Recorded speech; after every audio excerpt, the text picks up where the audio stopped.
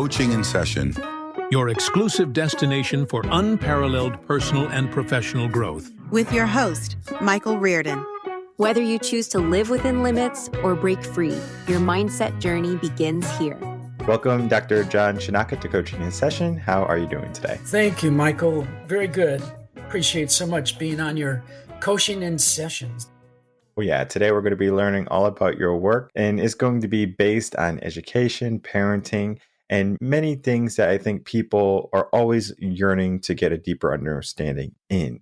Because when we're young, we might have some gripes of our parents. Maybe our parents didn't let us go around the block and hang out with our kid, like with our friends in the neighborhood, the other kids. Or maybe our parents were, too smothering or too absent. And I mean, we can go down the list of what can happen with our parents in our household, or maybe even going into school and what happens in the school and what goes on during the day, the school system. And I mean, there's just so many different things and so many ways the mind is influenced and develops. And you have a wonderful background, educator, also an author, and we're going to be diving into your work just momentarily. But before we do that, could you tell us who you are, what you do, and how you help?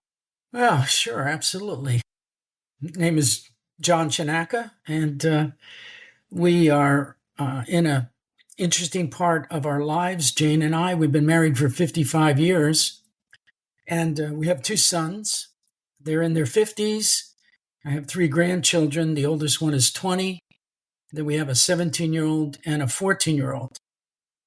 Jane and I, and they do live near us. They live around us and so on. So we're very involved with the family, is with the grandchildren and so on, and the extended family. Yeah, we're involved. Both of us were involved in education for many years in Pennsylvania and in South Carolina. I had 42 years of experience in the public schools, and also had a Christian marriage and family practice. We ran a martial arts studio for 17 years, 700 students at any one time.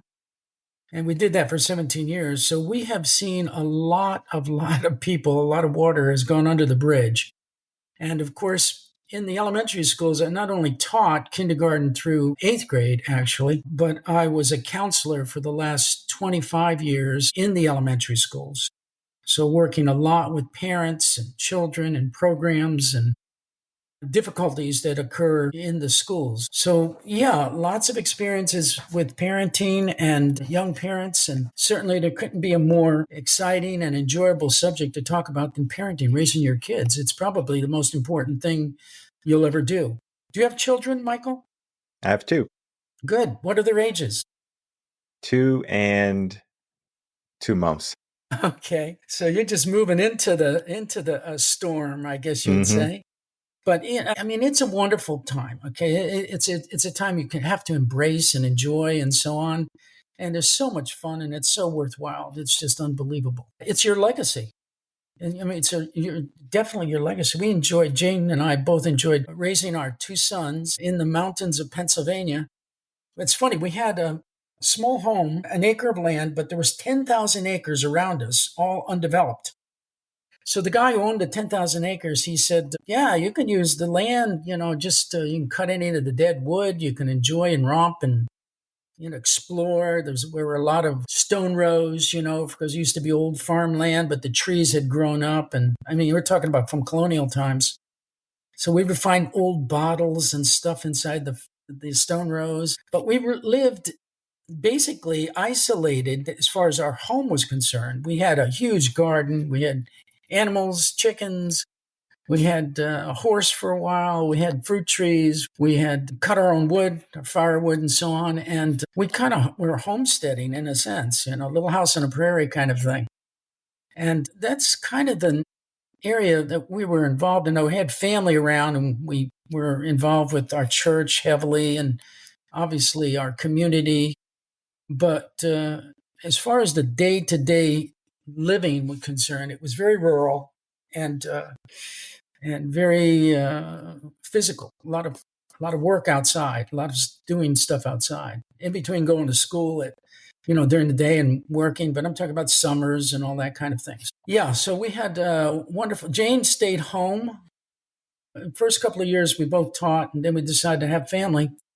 And we were able to at that time. Now it's very difficult for two people to stay home, two people to not work, and one to stay home.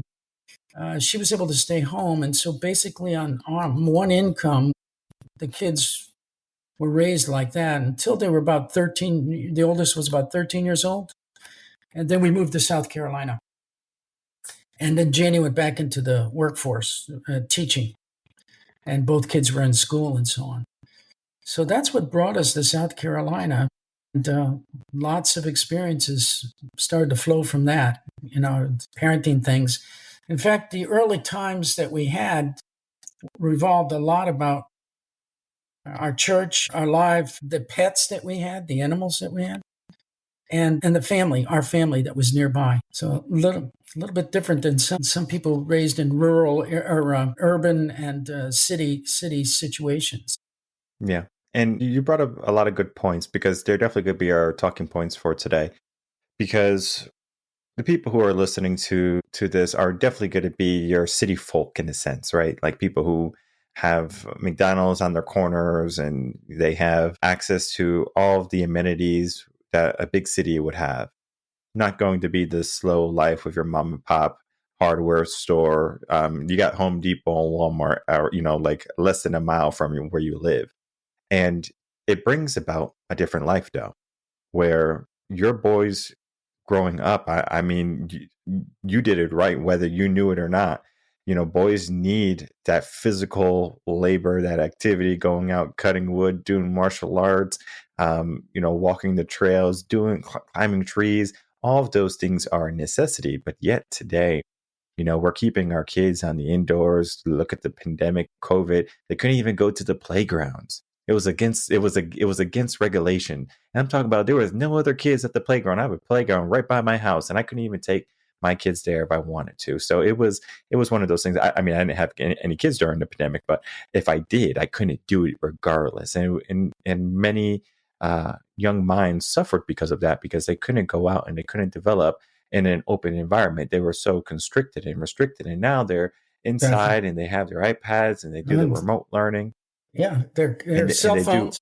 And their cell phones and all of these things that have a different influence on the mind. And, in a sense, I'm extremely old school. Like the way you did it, I will love to do it. But then again, it's almost like you short end them if you don't teach them about technology, because most of the jobs they will have in the future are going to be technology based. So of course, yeah, you could teach them computers here and there. My kids are definitely not stuck to their devices. I mean, we're always outside, but the good majority of people, parents raising children today, they do it in a very different environment. And then, of course, in schools today, technology is an ever, growing part in a child's education, from kindergarten all the way to 8th grade, having laptops and cell phones in the classroom. And so technology plays a huge role in a child's development today. But I wanted to talk to you about the pros and the cons, from working so long in the schools, and I'm sure from working with parents and just seeing firsthand your grandkids growing up, the differences in how the children learned back then and today.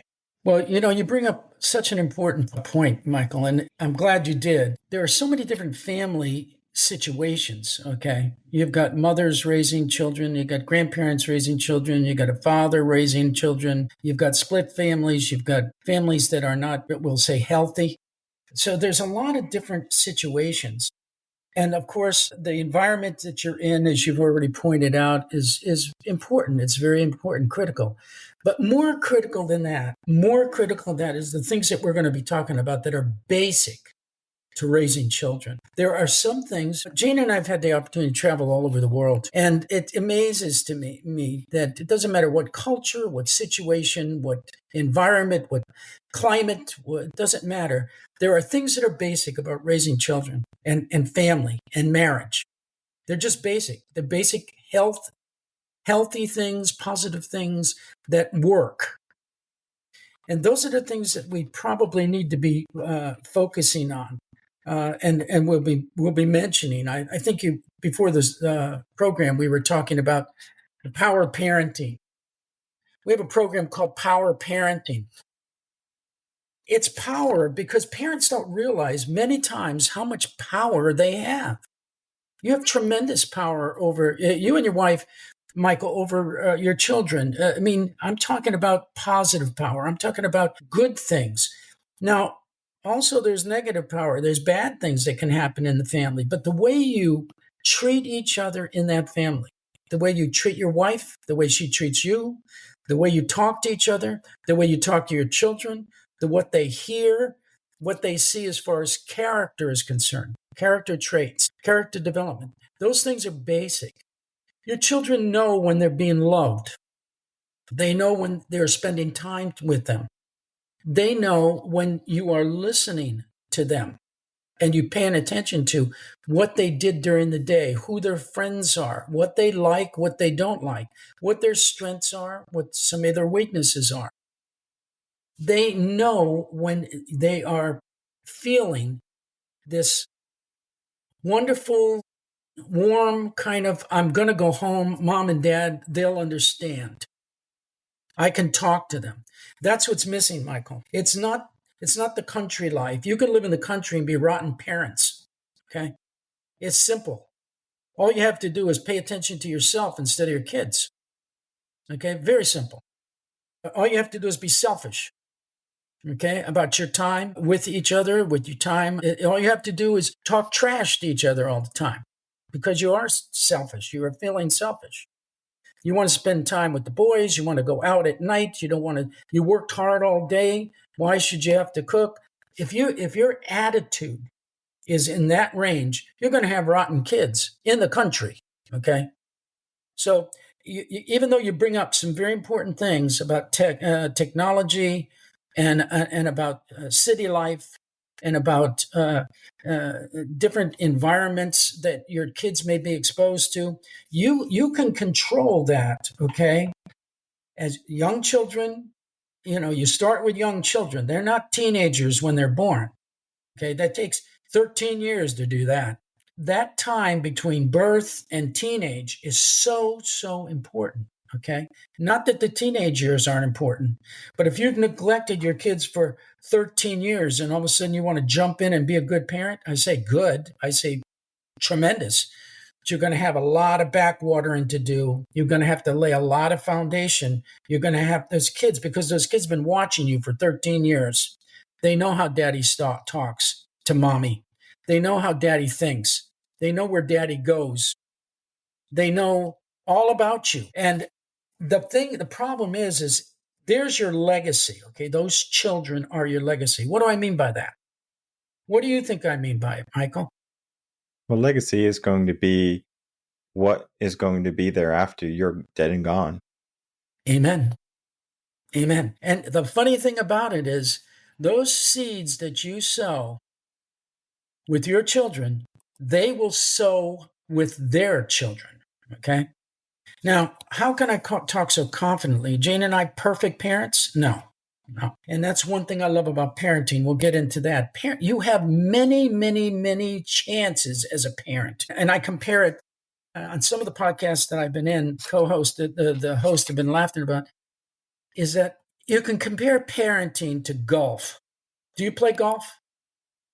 Okay. You know what golf is, though. You probably have seen it, okay? Yeah. All right.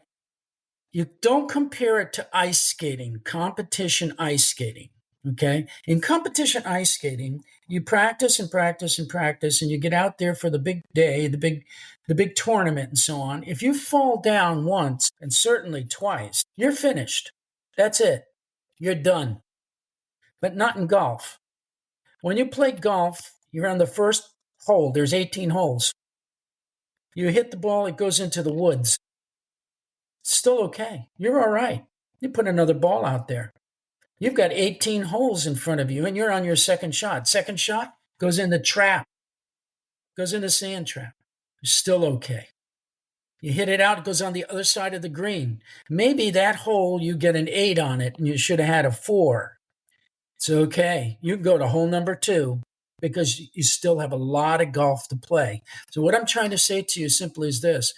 Parenting is a long game. It's not a short game. It's a long game, okay? And your children will give you chance after chance after chance after chance after chance to get it right. And if it's not getting in here, that you're trying to play the long game and that you have a legacy, and these children are going to grow up and they're going to become adults someday. They're going to talk to you like you and I are talking right now. They've got feelings and goals, and going to have people that they love outside the family, and they're going to pursue a career, and they're going to come back. And what are they going to say to you then? Okay, when you're in your 40s and your 50s and so on. And they start having children then too. What are you going to say to your grandchildren? So what I'm trying to say to you is play the long game. It's worth it to get involved with your children and work on their character. Now, there's a wonderful thing that happens here with children and raising children. And again, I told you, Jane and I are not perfect parents, but here's one thing I do know. We have good sons. And how do I know? We have good grandchildren. They're decent people, loving people, kind people. They're good students. The name of that book is Power Parenting, Nurturing Students to be Successful in the Modern World. And basically what I'm teaching is parents to teach their children certain character traits that fall over and move over into the school situation, and it comes out. And these things then combine with what I call focus skills. There's 8 things that all good students do. Teach a student how to behave and how to act and how to treat others in a school setting, and they become good. Now, not every kid is going to be an engineer or a doctor or a lawyer. That's not important. But they need to be the best thing they can be with the skills that God has given them to be able to work on those skills. You don't have to go to college to be a great student, or, just being a great student makes you go to college. There's a lot of education you can get besides going to college, okay? Apprenticeships, technical schools, all kinds of other things. But you must be a good student. You must know how to be a good student. Basically, what we're talking about is character traits, and that's developed at home. Home was designed as a crucible to develop these character traits that come out in your character then in your everyday life. And in school, certainly that's their job. School is like a job for a kid, and that's where it comes out every day. I've seen it over and over, being in the schools, and then, of course, being a parent, that this is where the rubber meets the road right there, is working on those things. I think of there was a parent. He was talking about he had to go to a parent-teacher conference, and one of the first things he said to the teacher, like, "Hi, how are you?" Of course, but then he basically said, "Okay, I'm not here to figure out what they do in school, their grades or whatever, right? I want to know about their character. Period. Are like, is my son or is my daughter treating other people kindly, fairly?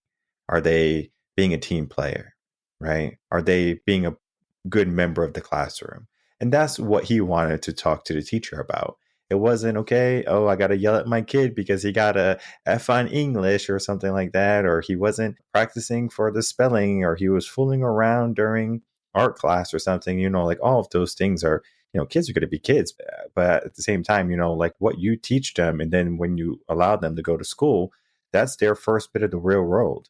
They're, the good and the bad, right? Because bullying is a bad aspect, but it can also create more resilient children if they go through that type of bullying.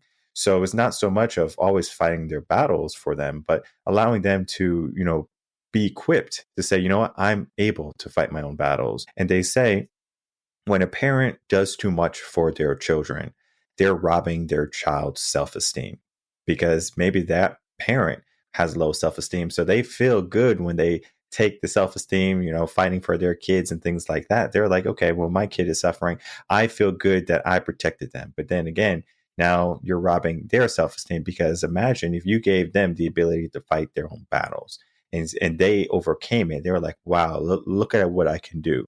So it's not so much of always telling them, oh, you're so smart, you're so, powerful, like, they already are self-aware of what they're capable of.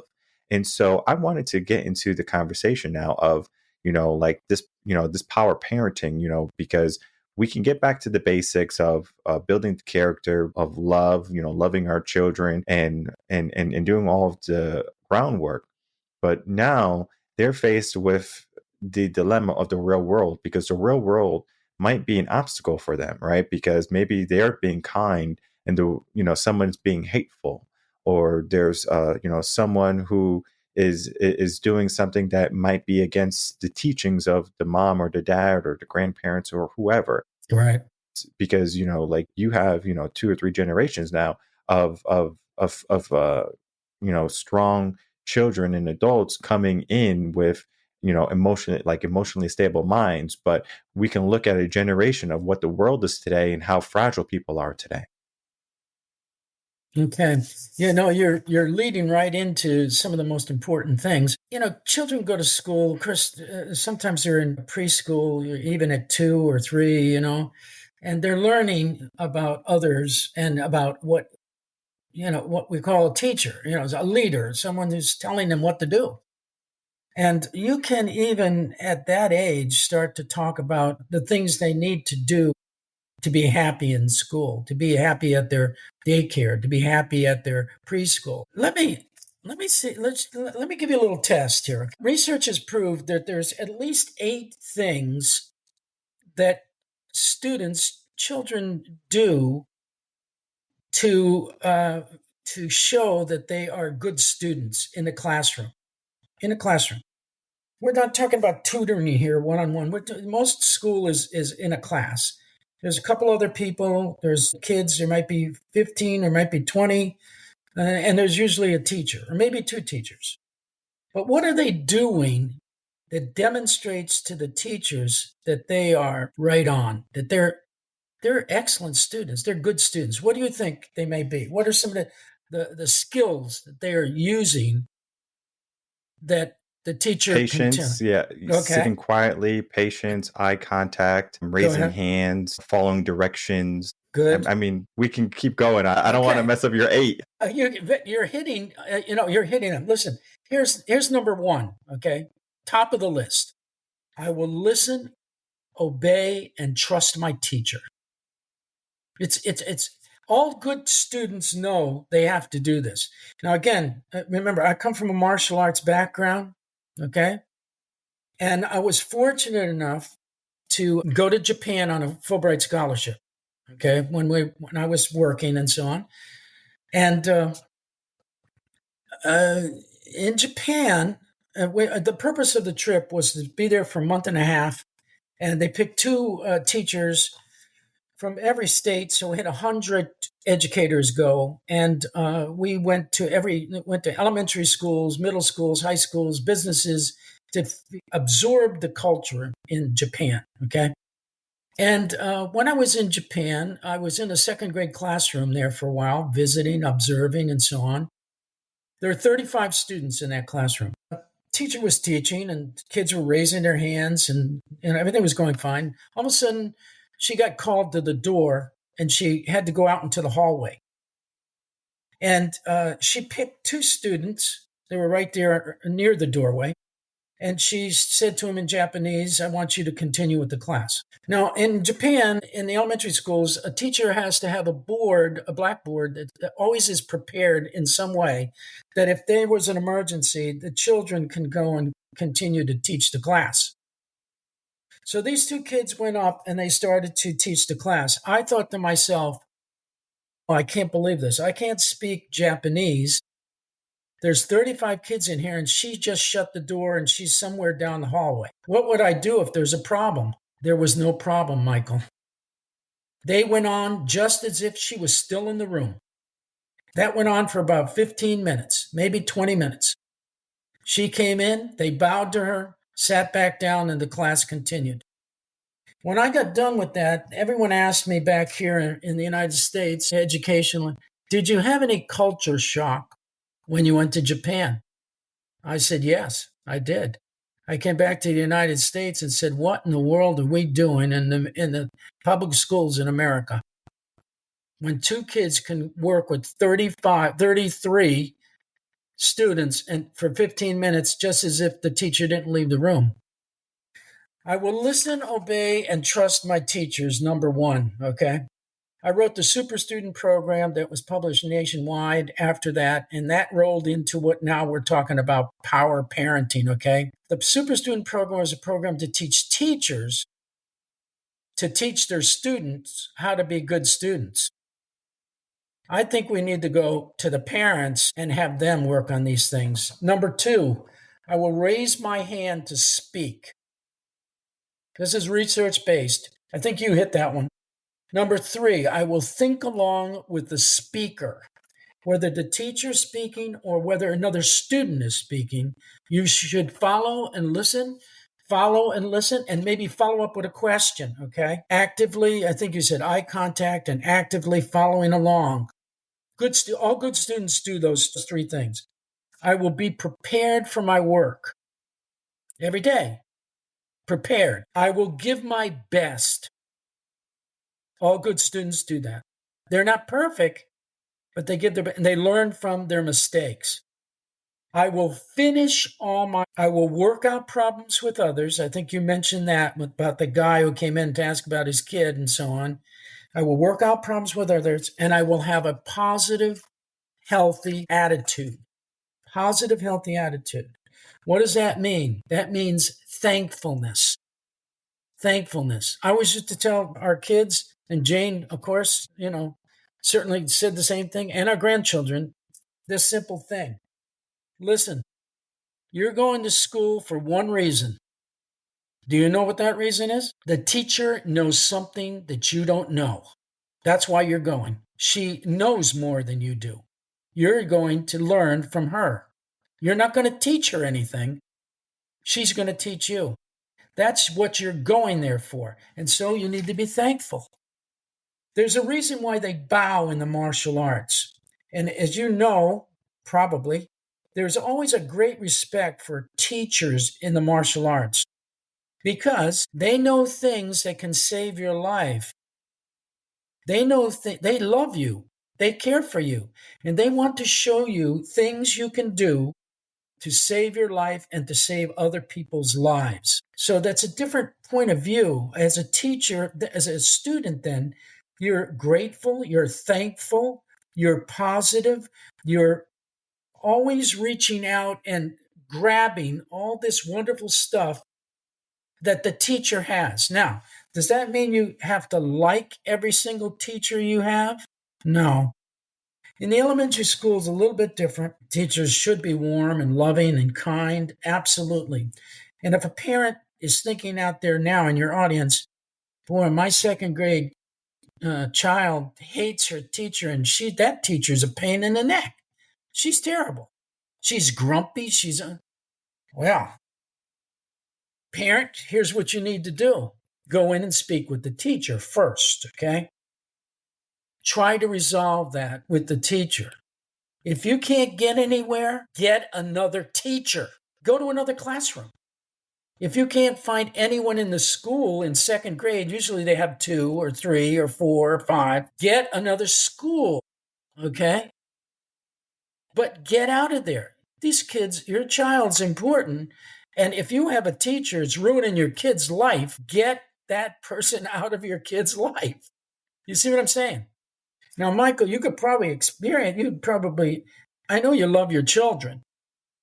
If you had a teacher was talking trash to her or disrespectful or was constantly a pain in the neck and putting your kid down, wouldn't you say something? Oh, yeah. Okay. And you should.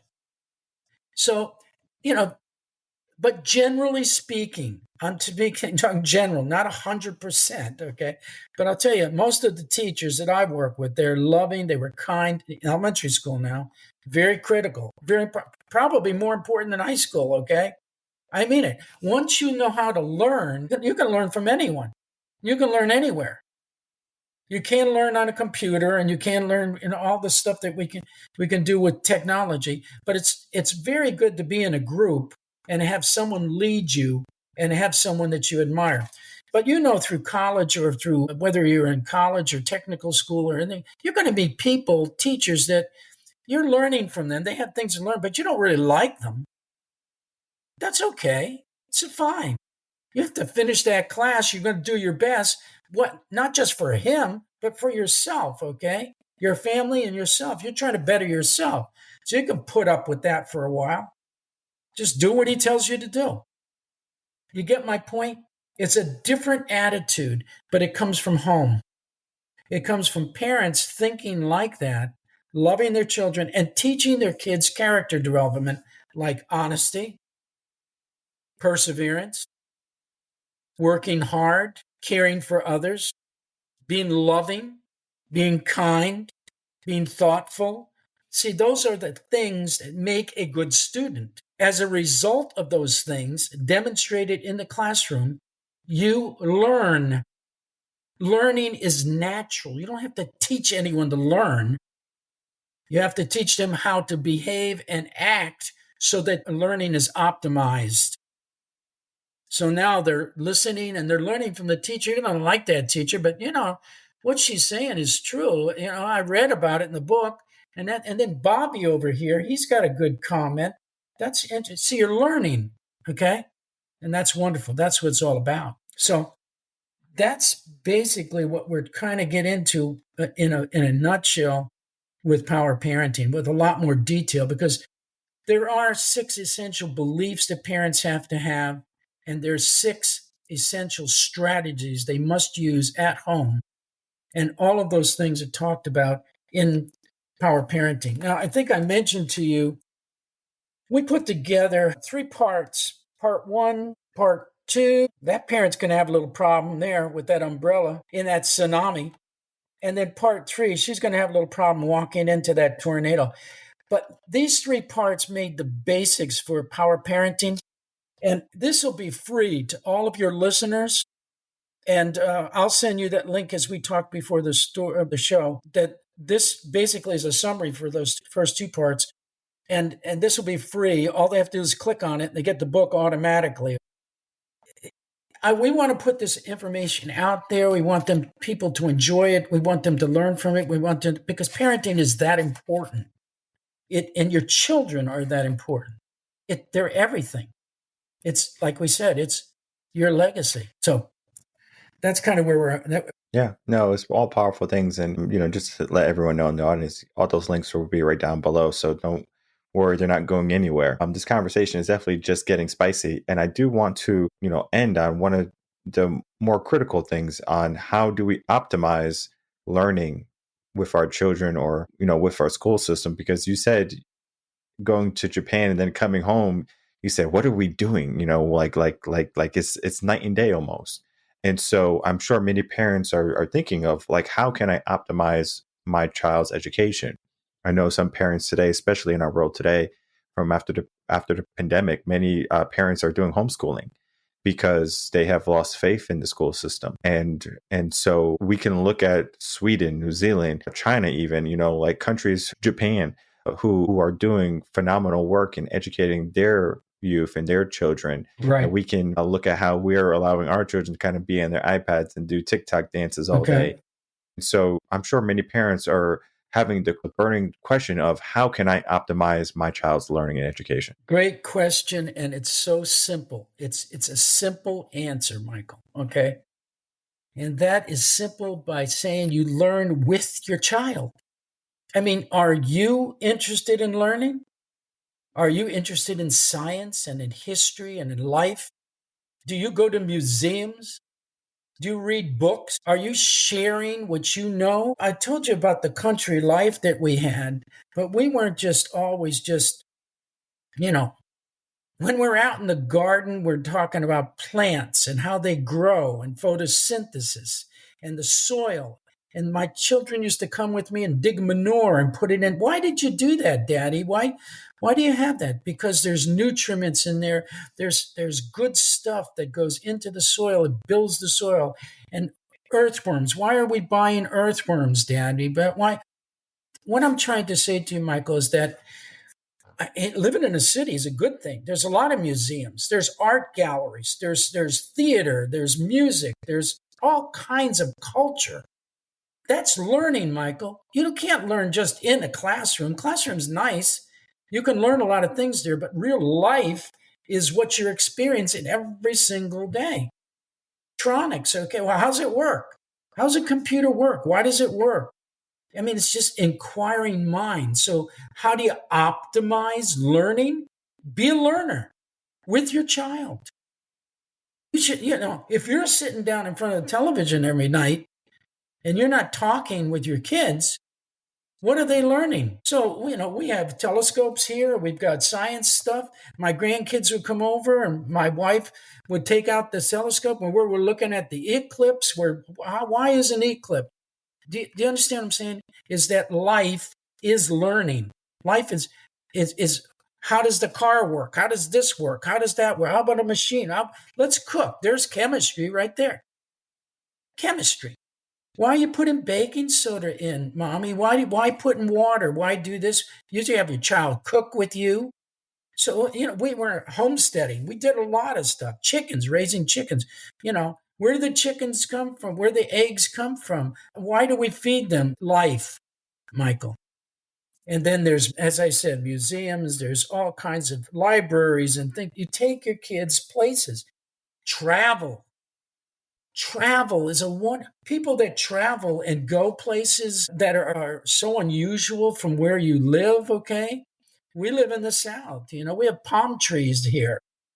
Well, how do they grow? Why do they grow here? How come it stops here in South Carolina? And you don't see a lot of palm trees in North Carolina, none in Virginia, West Virginia. Why does it stop? Basically, it stops right outside of Charleston, by the way, naturally. That's where they stop. Well, you talk about these things as you're driving, as you're visiting, as you're going places, the aquarium, science places, life. But if you don't talk with your children, if you're not interested in life and learning, the kid's not going to be interested either. So it's a chance for you to grow up. I think I may have said this. I know I said it in our book and so on, but I may have said it earlier. You really have 3 times to grow up if you're lucky. First is when you are a child. Now, you might have a bad mother and father. Maybe you only have a mother. Maybe you don't have, I don't know. But that's your first time. If you have insight, you can say, what's right? What's wrong? Is he lying? Is he doing what's right now? It doesn't seem good. That's the first time for you to grow up. The second time is when you are a parent and you're watching your child grow up. You grow up with them. You're learning. They're challenging you. They're listening to you lie on the phone to your boss about why you're not coming in. Okay? So that's the second time you have to grow up. And if you're lucky, you live long enough, it's when you're a grandparent. Okay? So now you have your grandchildren in front of you asking you what's right, what's wrong, and you're correcting them and you're taking them places and doing stuff. And so 3 times you have a chance to grow up if you take advantage of it to improve your own life, okay? So it's a challenge, but it's also a wonderful thing to be able to see child grow, make decisions on their own, to become their own adult, to become independent, and to be strong and confident and loving and kind. And that's a wonderful feeling. There's nothing that matches it, okay? It's worth it. So for your listeners out there, stick to it. Play the long game. Enjoy it. Have fun with it. Laugh. Kids are funny. They do some crazy things. It's all right. They dropped the bowl, it went all over the place and everything, but they were trying to stir it, it wasn't an accident. They dropped it with the eggs in it and everything, cooking with you. Okay. Then we clean it up, laugh, and we'll try it again. You see what I mean? But if you're yelling, you're nervous, you're upset, your boss yelling at you, and what do you do now? You drop that? Don't you know that costs money? What kind of life is that? A home needs to be a place for everyone to recharge. Recharge. The world out there is beating you up. They're knocking you down. They're making you feel terrible. When you come home, your wife, your children, okay, that's a place for you to love on each other and to rebuild each other and realize what's important in life and to refocus and laugh, enjoy, love. Yeah, you're going to have days where you feel like, gee, what in the world am I doing? I wish I could go on a vacation without my kids. Mhm. Yeah, that's normal. That's normal, but not every day. You should be thinking like that. If you are thinking like that every day, you're in the wrong business. Mhm. So, what I'm trying to say is that home has got to be and you, Michael, and your wife, you're the ones that create it. Okay? Power parenting. It's like perfect parenting.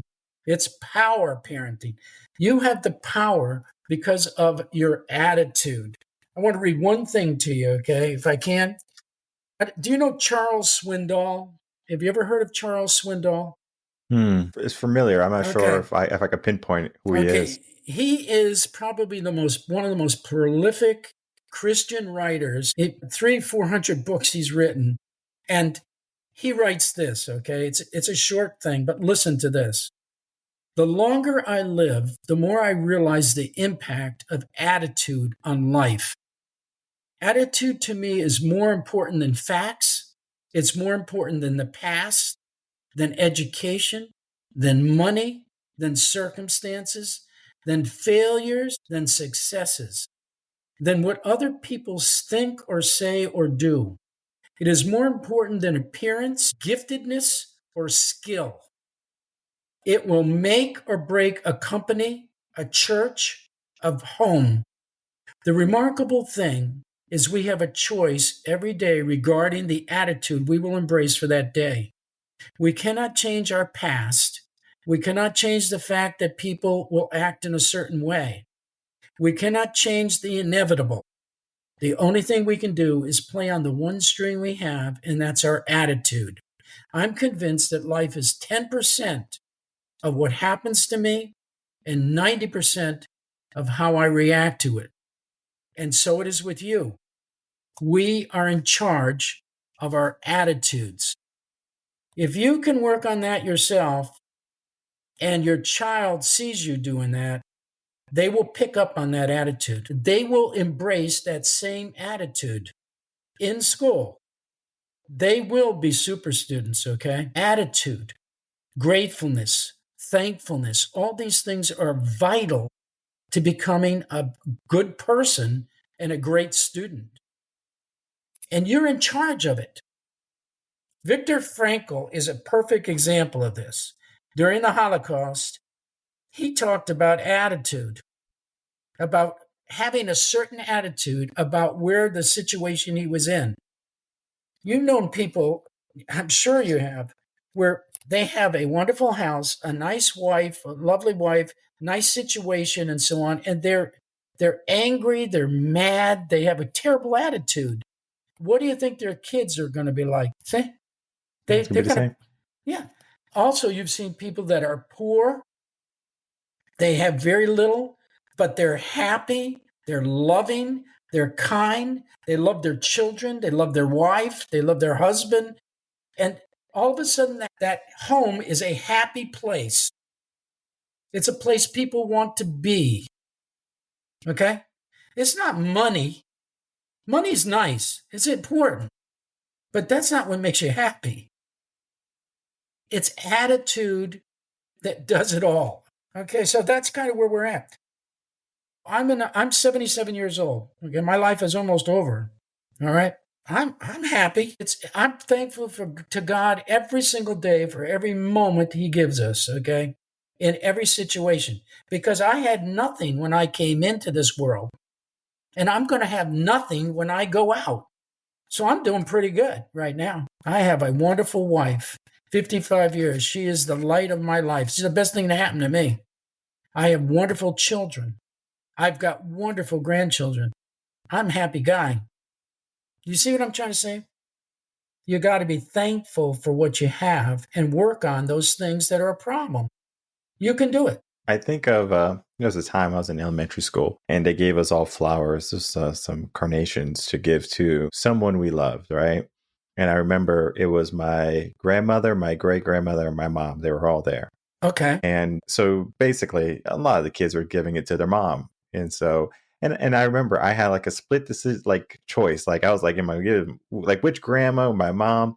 And I gave it to my great grandmother. And it's so funny because I saw my mom, she kind of rolled her eyes. She was like, oh, but she knew how, important she was. She lived until she was 99. Great. And so even though you say you're 77, I say and you say, you're at the end of your life, I say you're at the beginning of it. There's so much there's so much more for you to do, whether you like it or not. Like that love can come from all ages. That was my great grandmother. You have grandkids, you can have great grandkids. And so the cycle begins again.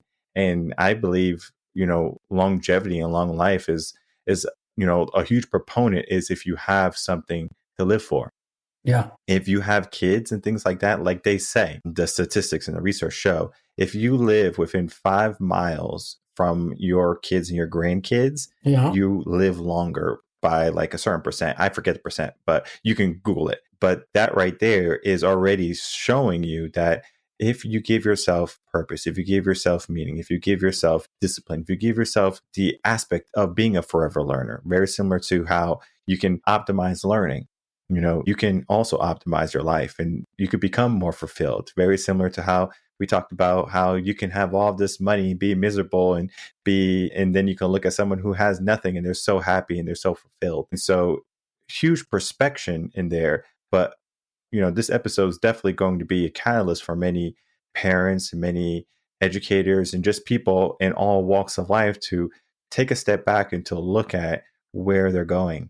And as you said, Absolutely. there's 3 times when you grow up or something. You grow up when you're a kid, you grow up when you're a parent, you grow up when you have grandkids. My dad, he actually grew up when he had grandkids, and I grew up when I was a child. Sure. And so, we make forward progress and that is what parenting is. We're making forward progress, and it's almost like passing the baton. It's almost like, you're giving yourself to your child and understanding that they're going to do something different, whether it be better or not, that's up for the world to decide or for you to decide. But, I don't really have expectations for my children, just for them to be good people, good humans.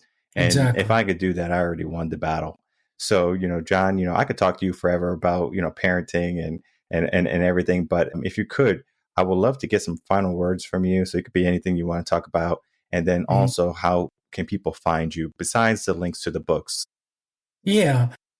Well, they can find us on the web for sure, www.mjchanakapublishing.com. We have a website there. Tell us about our journey and how we actually got to be doing publishing. The publishing is actually Jane, myself, and my one son Joel. And we have 12 children's books and 5 more projects going for 2025. And it's kind of interesting. It happened during COVID. My mother in law, who was 95 years old, was living with us, and we couldn't go anyplace. She was in a wheelchair, she has dementia, and COVID was around. So we started publishing books because we were here every day. And we started thinking about our past and our children. And so we came up with all the various children's books that we were able to put out. They're all about our kids. We talk about legacy. Every one of these have those are my 2 sons right there. Jane and I are 2 sons. And some of these books have won awards, and we're just having a lot of fun with this. But shows you attitude right there. We had a situation where we could have cried about. We had been traveling all over the world, and then all of a sudden we were taking care of my mother-in-law, and we did that for 5 years. So that's how we got started in the publishing. I would say, as last words to your listening audience out there, is that enjoy your life. It's a short life. Even if you live to be 99, like your grandmother, it's a short life, okay? Enjoy every single minute of your life and ask yourself, should I be thankful? What do I have? I have my life, I'm breathing, I'm alive, I can see. There's people that are suffering like crazy. There's always someone who's worse off than you are. So just enjoy your life, enjoy your children, enjoy your wife, enjoy your husband, and take a deep breath. Okay. Parenting is a long game, and enjoy it. But realize you're going to make mistakes. Pick yourself up. Ask yourself, what am I doing wrong? How selfish am I? Why shouldn't I do the dishes and do this and do that and enjoy my children? It's not going to kill me. You got enough energy. You can do this. So that would be my last thoughts. Is just really get involved and have some fun. Enjoy your kids and your family. That would be it. Mm-hmm. And I'm definitely going to put the website for the publishing. I saw some very interesting books. For if you're an audio listener, of course, you didn't see the books, but they looked very interesting. I'm definitely going to probably purchase all of them because, my kids are at that age where they're going to be reading so many books, and those books look like they're full of wisdom, where you can just read the story and you could just find goodness. And in life, there's going to be pockets of goodness there for you to look at. And I understand right now you might be inundated with a lot of work. You might be a busy parent and struggling to find time. And I encourage you to slow down, because there's always going to be a pocket. There's always going to be an opportunity for you to focus on the things that matter. Good point. One of the things I say to new parents that are especially entrepreneurs and are very busy, your children are going to be children once. They're going to be adults forever.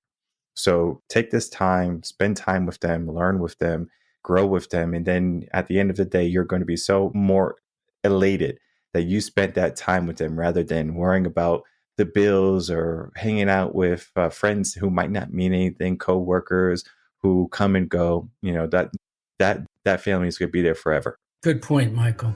So I do want to thank you, John, for coming on, spending some time talking about your work, talking about your stories, and then, of course, sharing that wisdom with other parents to take and impart into their children growing up. Well, thank you, and I appreciate. And good luck with your coaching in session. I love your podcast. Listen to a couple of your speakers and so on, and just continue good work, okay? And God bless you with this.